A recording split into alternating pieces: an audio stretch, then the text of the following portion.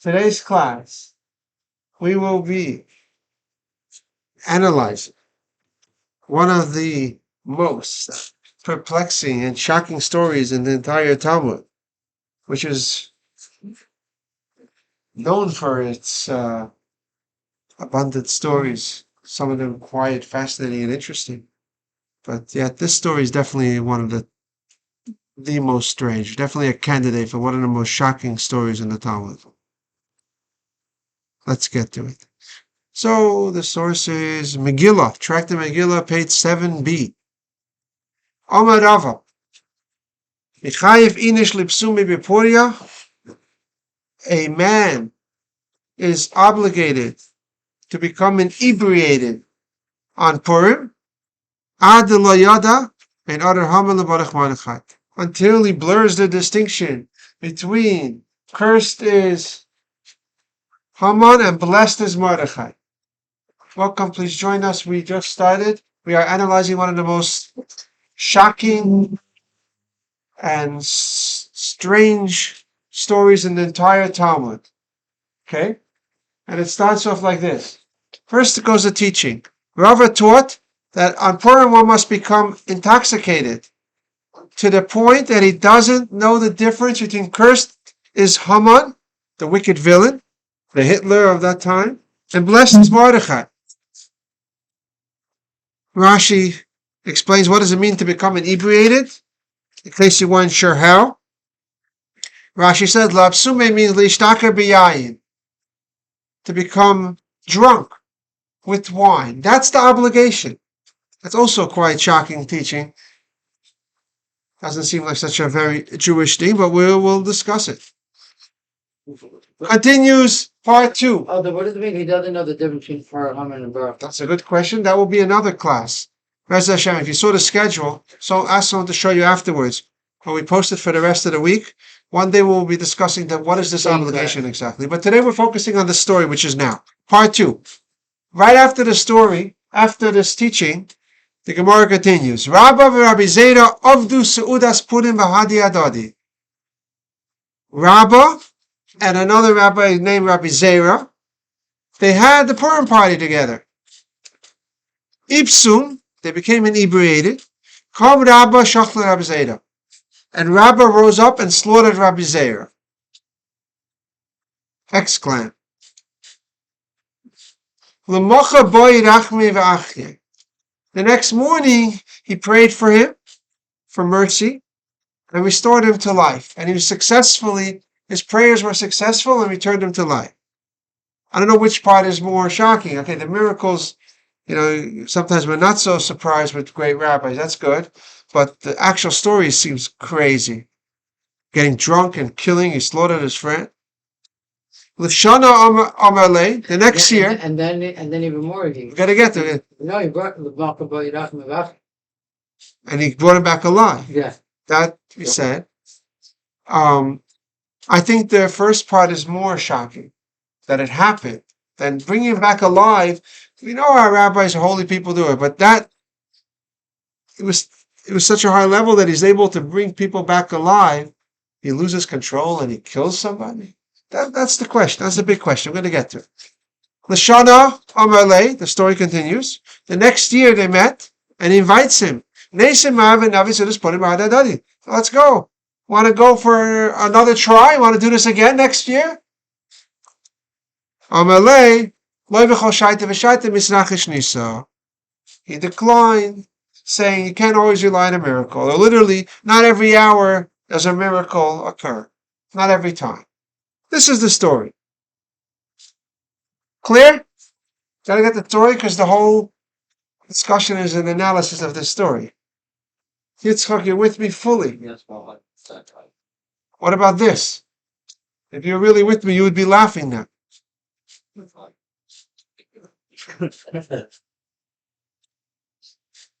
Ain't no condition to law. Wow. Okay. Question number 1. Try to imagine this scene with one of the greatest rabbis of their generation. Pick your community. Just picture the greatest rabbi of our generations. And try to imagine them getting drunk by a Purim party. and they kill another rabbi. It's just unthinkable. Rabbi was the leader of his generation. Remember we spoke about it? The third generation of the Gemara. After Rabbi Yehuda Nasi, the leaders of the Jewish people were Rabbi and Rabbi Yosef. They were the teachers of the famous Abaye and Rava, who were the leaders of the next generation, the fourth generation in Gemara. So, how can we take this story like that? It just seems so outrageous. It would be a shocking tragedy if it happened to any person. We would be shocked. Even by most of us. We're not such holy great rabbis. I've been hosting Purim Suda many years. Many of them happen in all different communities. You never hear such a thing. And we're not such holy, high-level people. We don't lose control and kill people. How could it happen to such a great rabbi? It's too crazy to take at face value. It gets even more compounded on such a holy day, like Purim, which we're going to discuss in other classes, but Zayar says it's like Yom Kippurim, the famous, known as the most holy day in the Jewish calendar, is only called Yom Kippur. It's only resembles somewhat the great power of the day of Purim. Purim is one of the holiest, most powerful days in the calendar. If it happened any day, it would be crazy, tragedy, and a shock. But it happened on this day. That's what something like this could happen to such great rabbis. It's just too much. It's too much to just take it like that. The question is very clear. That's the first of the 5 questions. How can the greatest rabbi of the generation do this? Again, on Purim, even for any regular person, it would be shocking. Doesn't mention any apology. That's another point. Doesn't say he apologizes. You would expect it to be really uncomfortable and awkward when they met him the next time, the next few years, with avoiding him, Next year, he should have, instead of being embarrassed to ask, he asked him again. And the response, he doesn't say like, hello, you forgot what happened last year? No, he's like, actually, it's a pretty good idea. Just what if the miracle doesn't happen? Like, almost sounds like they had a good time. And then there's a few nuances in the words. It says, Ham Rabba v'shachtel Rab Zera. He's dealing with Talmud. Every word is precise. It says, Rabba rose up. He got up. And he slaughtered him. Who needs that word? Why not just say, they got drunk, and Rabba shechted Rab Zera, which is what happened. What if he was sitting? Would change the whole story? It seems like a little detail, but these are clues that the Rebbe uses to help us figure out what's really going on in the story. Another clue is the word ipsa, means they both became inebriated. Why is that part of the story? You would think it's more the fact that Rabbah became inebriated and he did such a thing. But if for some reason it finds it important to say that they both became inebriated and it happened. On a simple level, again, it's not such a big question. Because again, it's teaching. It could be telling you the dangers. Great. Even if you're great, look what could happen, and it could be part of it. Maybe he let it. He went along with it somewhat because he was also drunk. So watch out if you become drunk, because you might do something to someone else, or you might allow someone to slaughter you. So it's 2 good reasons not to get too drunk. So maybe you could explain it that way. It says it both. But for the story that he checked at him and then he prayed for him, it's only relevant to say that he got drunk. It could have been the same story, if Rab Zera was not drunk. But it points out that they both got drunk. So the questions on the story are clear. Yeah? Everyone with me?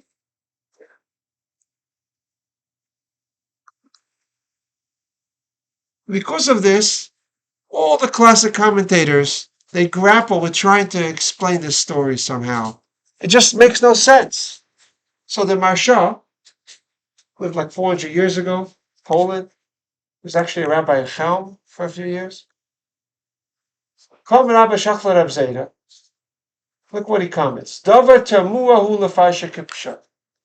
It is too crazy to explain that literally. To say the story literally happened, like that he killed him, rabbi killed the other, it just doesn't make sense. It's too strange. Venira, we're supposed to use this. Let me just try to follow along with the words. V'nireh, it seems to me, it appears to me, that that's a sign of Leimer, the Gemara really intends to say, Ke'ein shachte. It is like he slaughtered him. Why? The Agvere Chamra. He gave him too much to drink and it overcame him. He was overwhelmed by the wine that he encouraged him to drink. He pressured him, let's say l'chaim, more than he was used to or was able to handle. Until he got sick and he was in danger of dying. And this is why it also uses the word shchita, slaughtering, the shtiyas hayayin nikra Hashem agare, mokem shchita, because drinking is in the place of slaughtering, so it's alluded to this as well. Like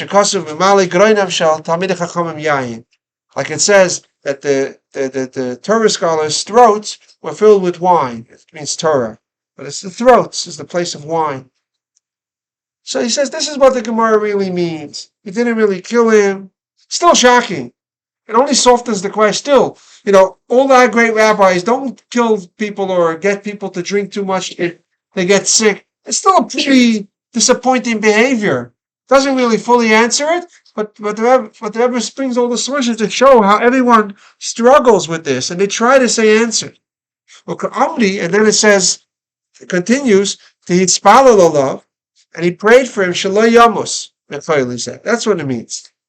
That he shouldn't die from this sickness, until he was actually healed, in fact, and he was healthy and alive. And you could find precedents, sources in the verses and in the Talmud, lashon chaim and lashon refuah, that life could also refer to health in general. It doesn't mean he brought him back alive; he brought him back to health. So he tries to soften the shock of the story, to mitigate it somewhat. It shouldn't be so outrageous.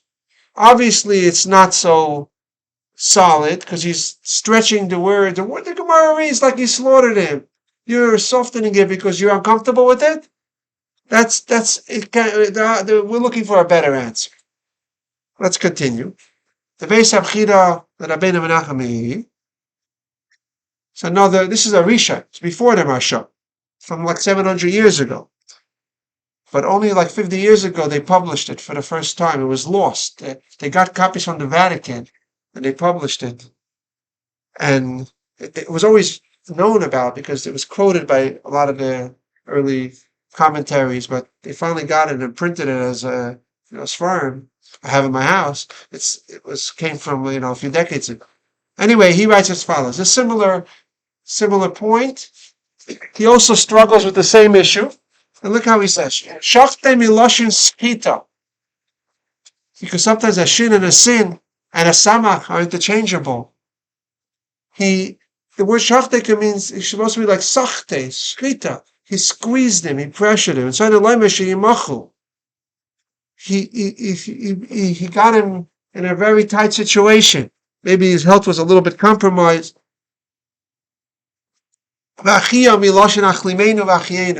That restored him, he revitalized him, he gave him back he got a little bit, ill. Also similar idea, but he's focusing on the word that he got Lasachta can mean he pressured him too much.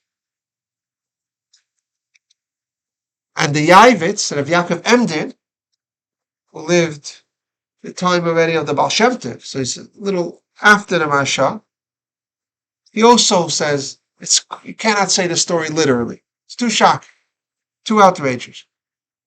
Look what he says. Shaloi shachtu mamish. He also killed him? Again? No. He didn't. Not shachte. The Taichi said it means he pressured him. He got smashed. He got a little beaten. But not. It says it doesn't mean it. It doesn't mean slaughtering. And then afterwards he had to. He healed him. He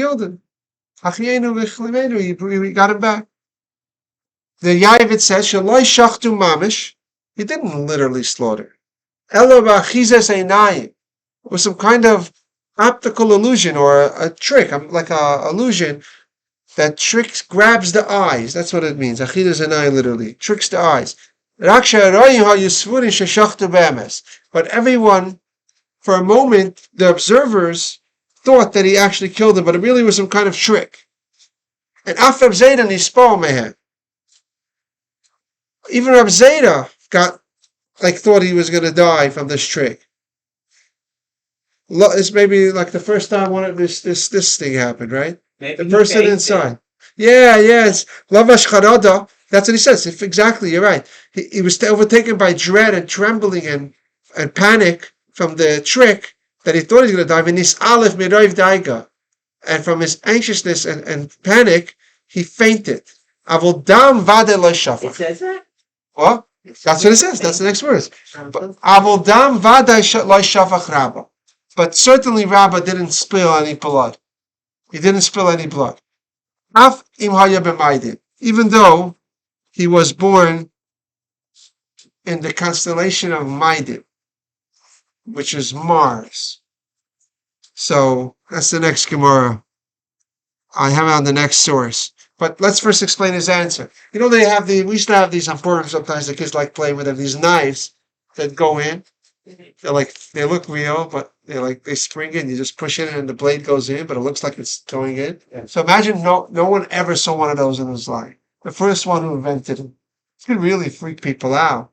You can imagine shocking people, maybe with a bag of ketchup in his sleeve at the right moment, and he sticks it in there, and the person himself could faint. And really it's a trick. But again, he's saying he's trying to save grace of the story and say the rabbi didn't kill anybody. But come on, try to imagine our greatest rabbis doing these tricks like this, making somebody faint from a trick and a fear, still seems very, very problematic. We still need more explanation. But just want to show that all the commentaries, the classic commentaries, they struggle with this, and they try to squeeze in interpretations that it's not literal, in order to try to say it wasn't such a crazy thing that happened by such a great, great leader of the generation.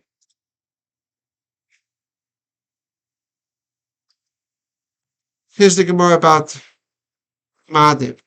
Hi Madim b'Madim, Yehei Gover Ashidama. Okay, this is on Shabbos page 156, side A. There's a fascinating discussion in the Talmud about people's personalities and how much of it is nature, the nature versus nurture. So there is in Torah this concept that the time you're born, that obviously everything is Hashem, there's no independent heavenly bodies, but Hashem made this natural order. And again, I'm a big skeptic of all these modern psychics, right? So until I see the headline that the psychic wins the lottery, I'm not giving them money yet. But according to Torah, there is a concept that there was a thing about the heavenly bodies influencing people.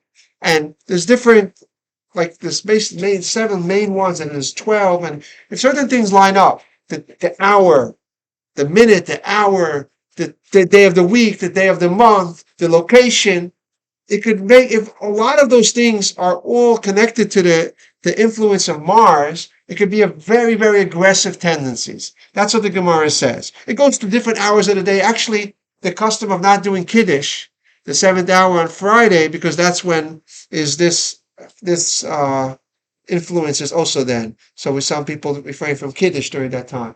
But this is the Gemara says. So look what it says. Let's read it. What does that mean? That means a Jew could always overcome it. He's not limited and bound by these things. But we'll soon see, even when it's presented, it's not set in stone. It's very vague, and it has a lot of ways of being expressed. Let's see. He'll be someone who spills blood, someone who's born under a heavy influence of the heavenly body of Mars. Omer Rabbi Ashi. Rashi said, don't panic if you were born there. I umna, I ganva.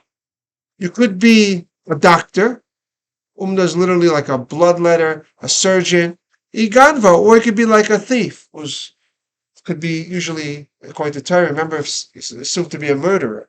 I tavcha could be a butcher. I mayala, or it could be a moyel. He does circumcisions. So you'll just have, you'll be more natural disposed to doing things with blood, and you won't be, too queasy about it. You'll be more comfortable with it. but doesn't have to be bad. It could be expressed in a holy way, right? It could be like Noach channels it into controlled fighting. It's just entertainment, but I hope nobody's really getting hurt, right? So you can let out things in a contained way. He's not mugging people. They're doing it for exercise and health and for entertainment, which could be holy. Okay. Omar Rabba says, "Ano b'maidim."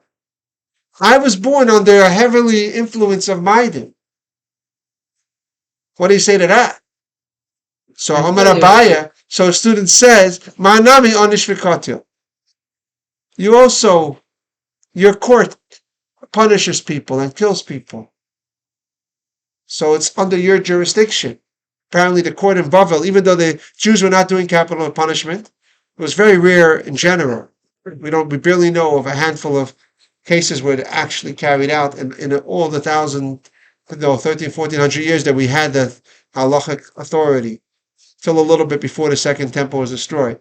But after that, there wasn't officially done, but there was in times in Babylon that they had like a legal authority, the Jewish courts. They had like their independence. They had like they could do their own laws, but it could mean also he was whipping people and punishing people under his jurisdiction. So that's what Abaya tells the student tells Rabbah. So you are expressing it. Fascinating. But the Yavit said, the Yaakov Ender said in the previous slide, that even though he was from Maidim, he definitely didn't shed no blood. It cannot be the Rabbah, the leader of the generation, did it. And it doesn't mention this incident. He doesn't say it. Abaya doesn't say, "Oh, but you killed Rabbi Zera," which is also interesting. Some say it happened. It didn't happen yet, but that's strange because it's before. It's already Abaya's on the scene. It's the same time as Rava. Okay. What's Rabbi saying that for? Why is Abaya saying that? No, what's Rabbi saying? He's shearing. Why?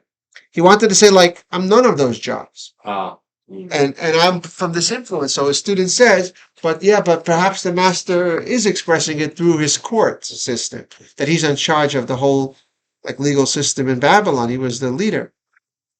Okay. The Rebbe in the Sikha actually brings us in a finish that connects these two. Yeah. Connects this Gemara with the Reb Zera. What are you referring to? Maybe we're going to get to it soon. That what? That in the Sikha that there is somewhat that they're connected. I don't know. We'll see later. Okay. You are trying to connect or you're not trying? I am. This is very the Yavis mentioned this, and you see from here they didn't mention this. It's also strange. It's another question. That's a simple shot. That he doesn't mention this here. He would have told them that he killed Rabbi Zera, so that also adds another wrench into the puzzle. Also, to make the question stronger, I keep telling you that Rabbi was the greatest leader of the generation. But in the first page of Tanya, it brings two great descriptions of Rabbi. First of all, it says he was one of the rabbis, one of those greatest of the greatest ever rabbis, who the angel of death had no way to take his soul. Literally, because he was so infused with words of Torah that the angel of death could not take his life, even though his time was up. Doesn't say this about too many rabbis. David HaMelech, it's like such a rare praise. This is Rabbah. Another thing it says about Rabbah is that he's trying to say, I'm like an intermediate level. I'm a Beinani. And his students objected and said, if you're a Beinani, the whole world cannot exist, because then nobody's a tzaddik. And tzaddik is Olam. You need to have a tzaddik in the world for the world to exist. So this is again another famous source about his greatness. And he doesn't seem like the type of person that gets drunk and kills people by mistake.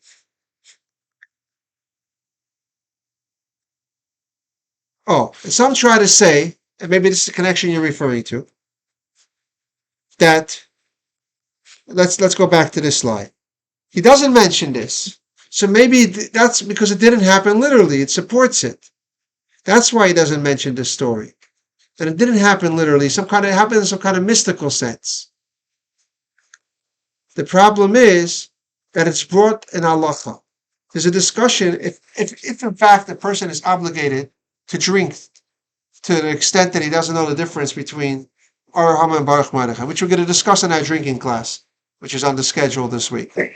But the Shulchan Aruch says you do, but other poskim, the Bach, and brings this Rabbeinu Ephraim, which is cited over here as follows.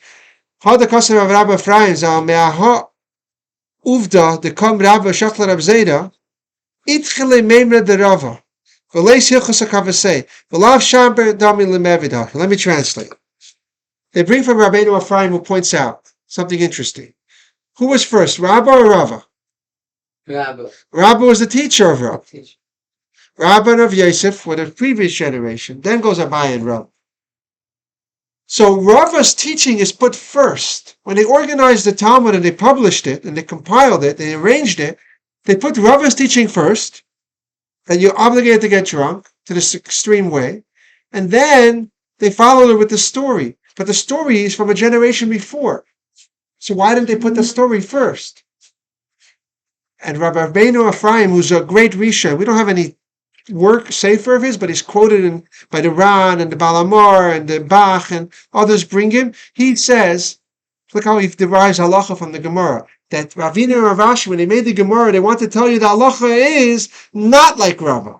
And that's why they inverted it. They put the story that happened before, they put this crazy story after to tell you, Lav shaper dami le'avidach. It's not a good idea to do such a thing, to get so drunk. Why are we citing this? What do you see from this citation? That you can't say it was some kind of mystical thing, it wasn't literal, because they're bringing it lahalacha. You cannot answer that it was some kind of mystical explanation for the story. Lahalacha, they're bringing it. That means that it showed that it's a terrible idea. I thought the halacha was in good. Right, the Shulchan Aruch does, but other places can bring. Rabbi Yisakar became the authoritative Shulchan Aruch, but when the Bach lived a little after him, and he differs. He says, I think that correctness, like Rabbeinu Ephraim understands, from this that the Gemara puts the story after, they intended to tell you not to follow this la'alacha in practice. Rabbeinu Ephraim was before the Shulchan Aruch? Yeah, way before. He's a Risha. Now, Shulchan Aruch follows other Rishonim, so, okay. Very practical advice. Don't drink and drive. You might hit a bump and spill your drink. Okay. So we're in conundrum. We have a conundrum over here. Is there a way to understand this story without compromising the great holiness of Rabbah? Don't forget, in the same story, he's on the level that he could revive someone from the dead with his prayers.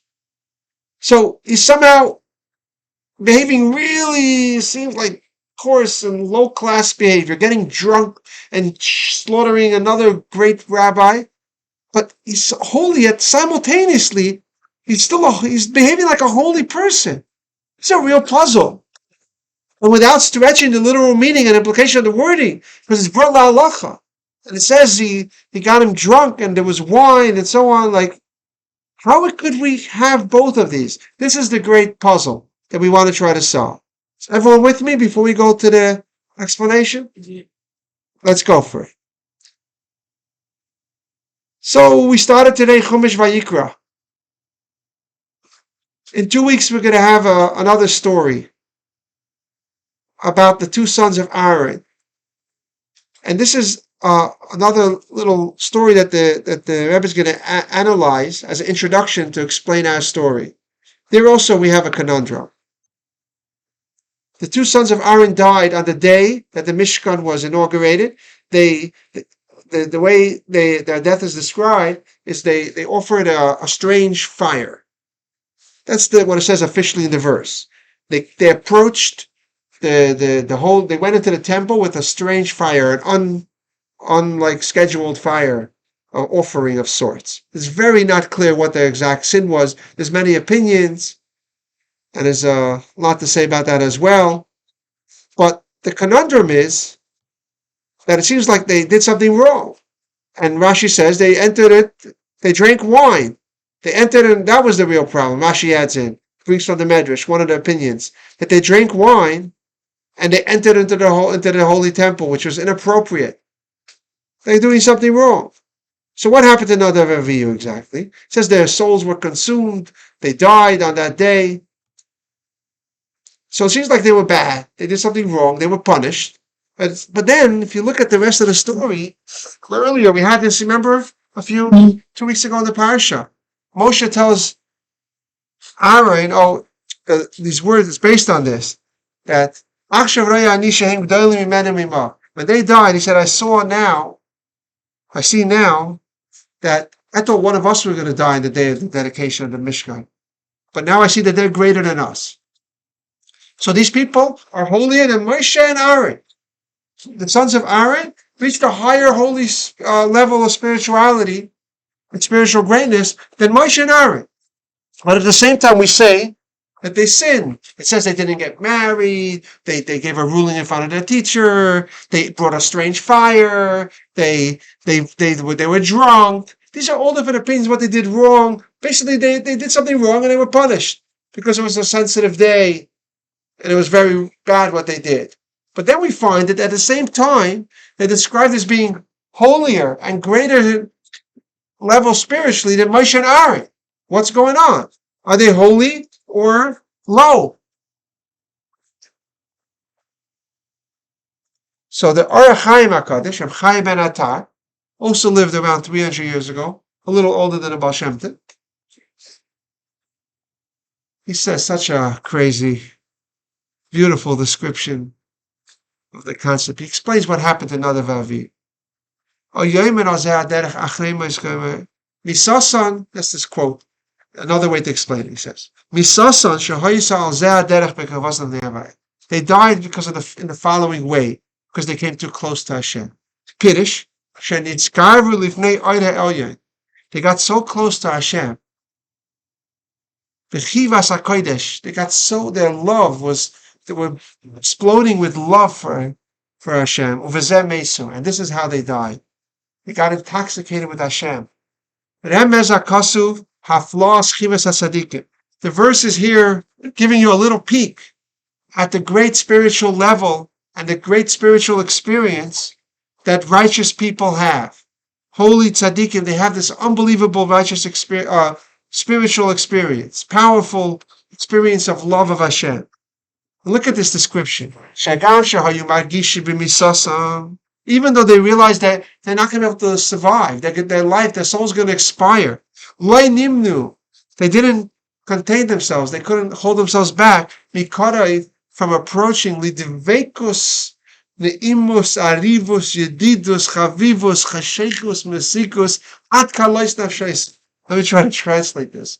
It was such an overwhelming, powerful feeling of cleaving and sweetness and pleasantness and bonding and endearing, chashek and desirable sweetness of being close to Hashem. Look at these adjectives, one after the other. Because he's trying to giving you a peek of what tzaddikim feel. When they feel close to Hashem, it's an overwhelming pleasure of being close to Hashem. Until their soul expires from out of love, explodes. What happens to the electric thing? Blows. What happens? It blows a circuit. What is the word?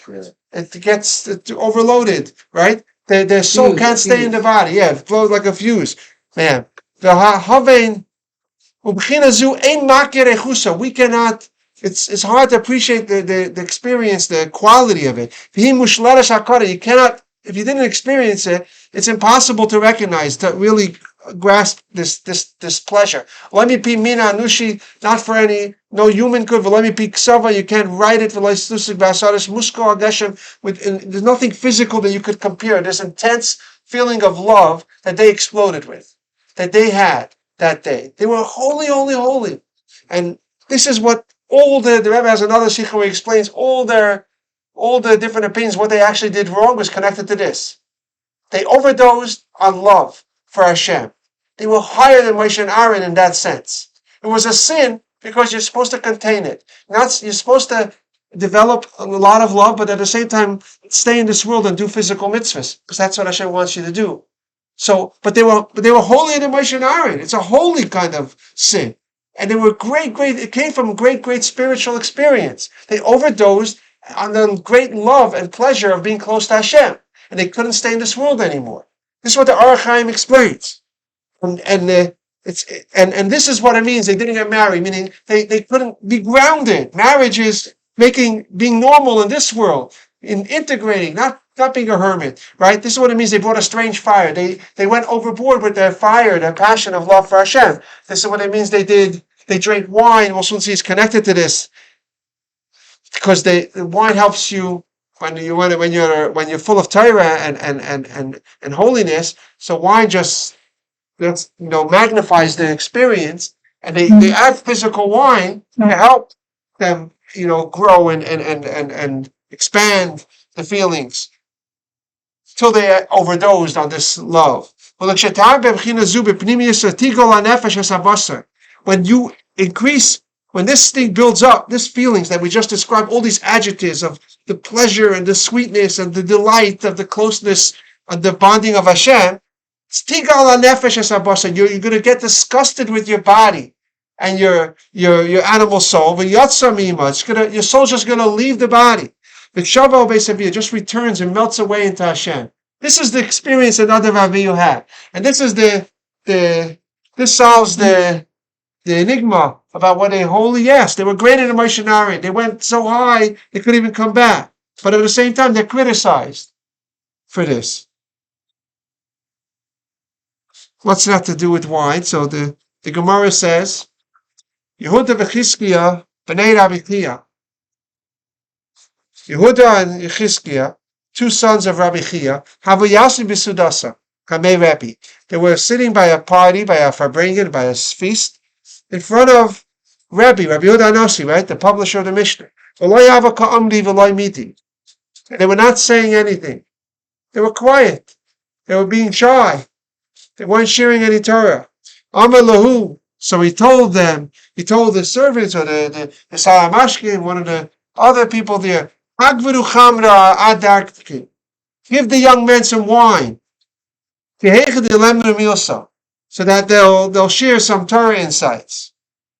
Even the Ipsum, when they got a little bit loosened by the wine, the same word, Ipsum, inebriated, Paschu v'amru, they opened up and spoke. They start to speak. Ein ben David bar. They start sharing secrets about the arrival of Mashiach. They said, Ein ben David bar, until two families are going to lose their positions, and the Jews, the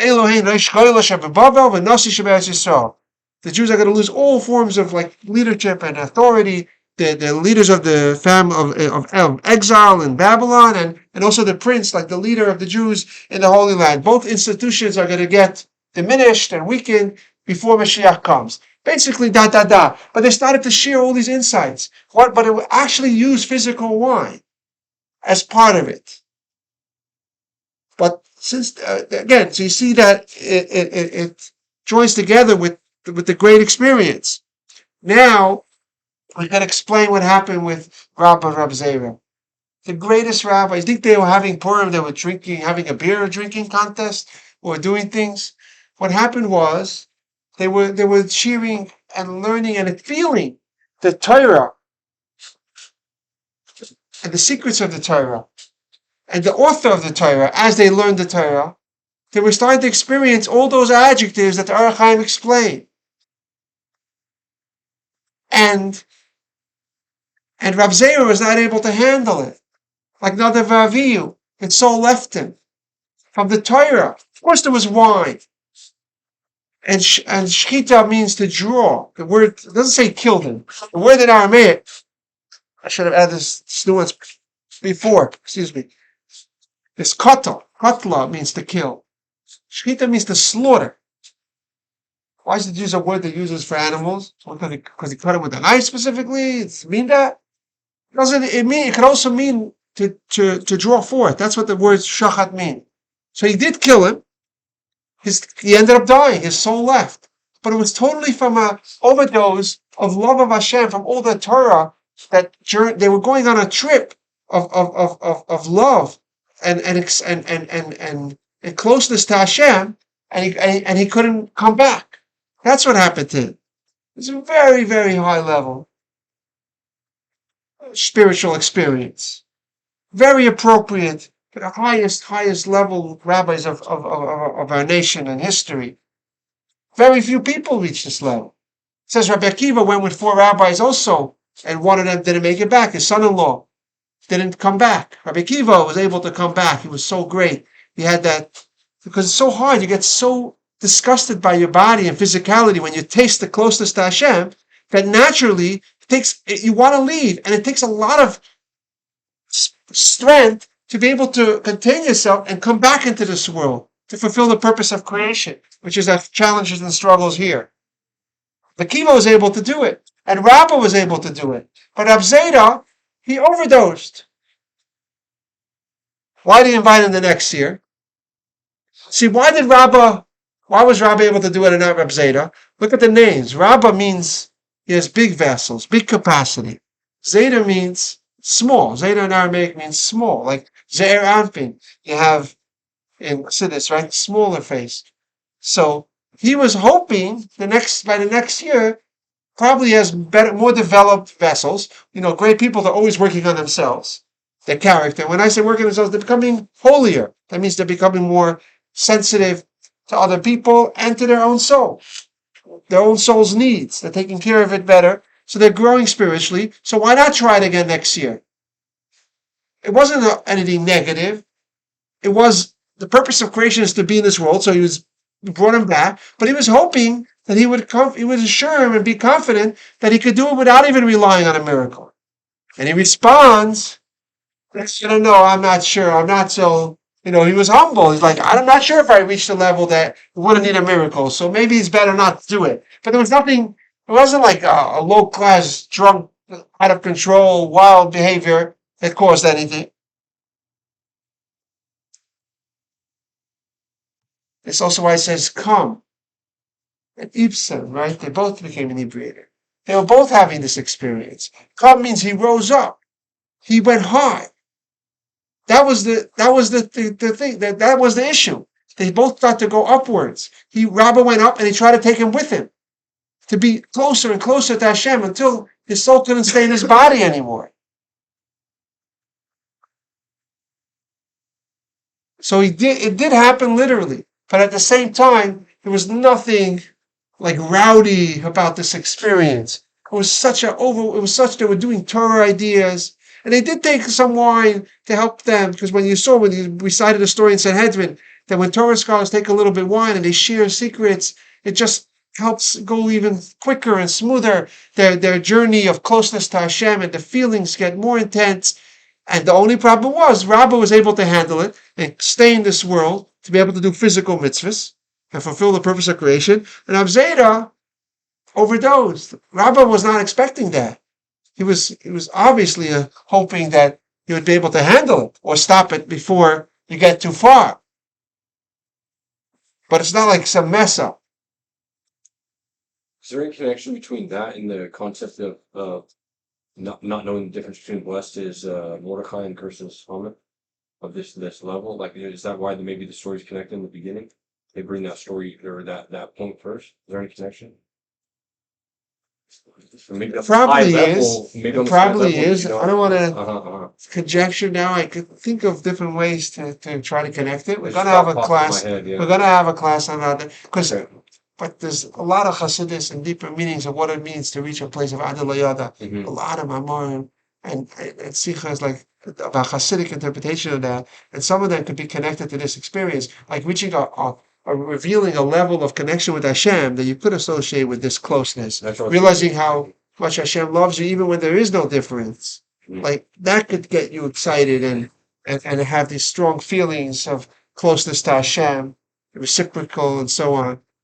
So there definitely is possibility to connect that, but it's scheduled. It's in the schedule. We're going to have a class just on that obligation another day. Okay. I think we answered all the questions. I hope so. Now let's do halacha. What was the rhythm? Come. I'm sorry, I didn't get it. You say, well, come. What's the idea? They went up. That's what the way he dies because he went up. They started picking him up with him. It wasn't anything down about. They weren't going down behaving in a low way. It was from very high level behavior that the whole thing happened. Shakte was Chassid. Shachte means with secrets of Torah, and Ipsum is they both were. It was experience for both of them. They were getting intoxicated with Hashem. I should add that maybe also to it, the Chana story. She was accused of being intoxicated with wine. She said, I'm not intoxicated, I'm intoxicated with my prayer. You could get excited about your davening, your connection with Hashem. That's what davening means. Okay. How do we turn this off?